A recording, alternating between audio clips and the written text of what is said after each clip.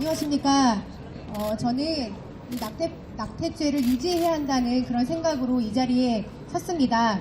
현재 우리나라는 형법 제269조 1항에 낙태한 때에는 1년 이하의 징역 또는 200만 원 이하의 벌금에 처한다고 규정하여 낙태를 원칙적으로 금지하고 있고, 낙태 시술한 의료 종사자는 형법 제270조 1항에 의거 2년 이하의 징역형을 받는다고 되어 있습니다.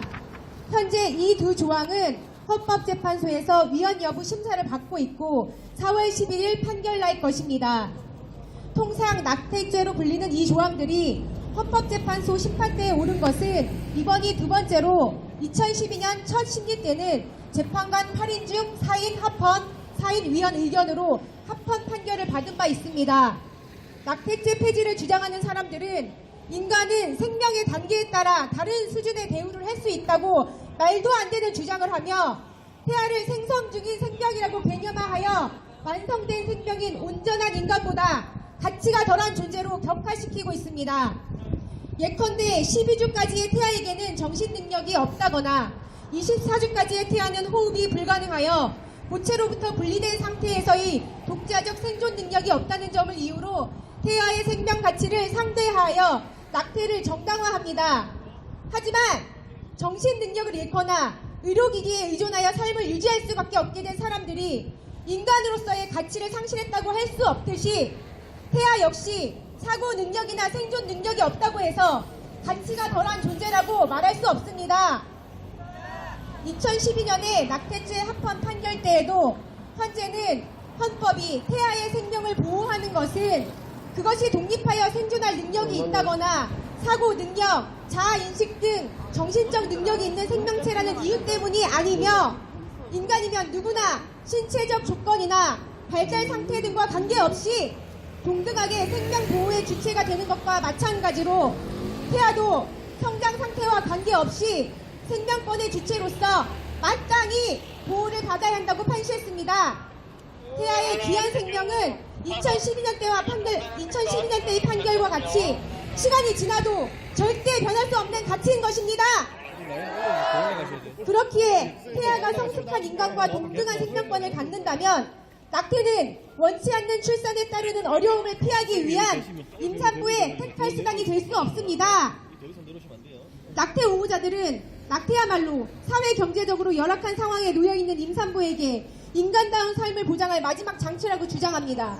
하지만 누군가의 어려움을 해소하기 위해 다른 이의 목숨을 희생시킬 수 없듯이 임산부의 삶을 위한 태아의 희생도 허락될 수 없습니다.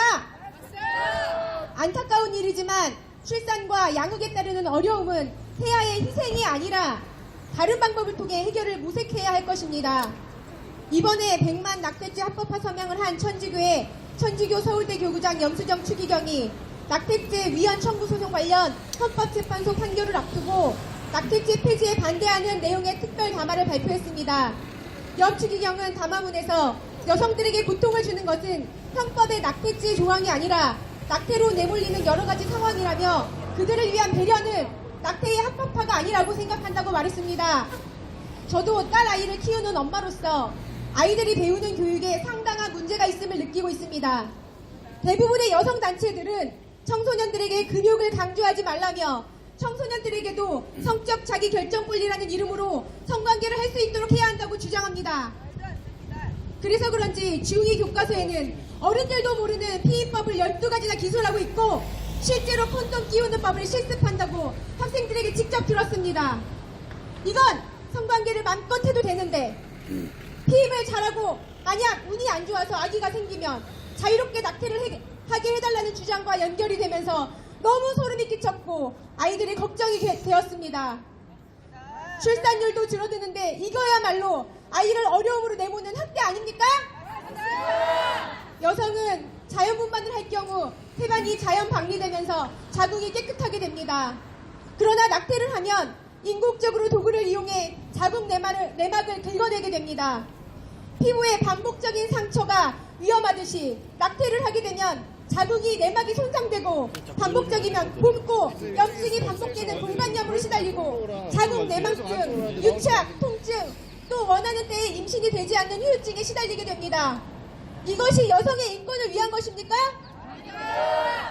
여성과 아이들 그리고 사회를 위한다면 현재의 낙태죄 합헌을 유지해 주십시오. 이것이 진작 나라를 위한 법조인의 자세라고 생각합니다. 낙태죄 합헌을 유지해 주실 것을 재판관님들께 간곡히 요청드립니다. 마지막으로 제가 먼저 선창을 하면 뒤에 후창을 해주시기 바랍니다. 낙태죄 합헌을 유지하라! 유지하라! 유지하라! 유지하라!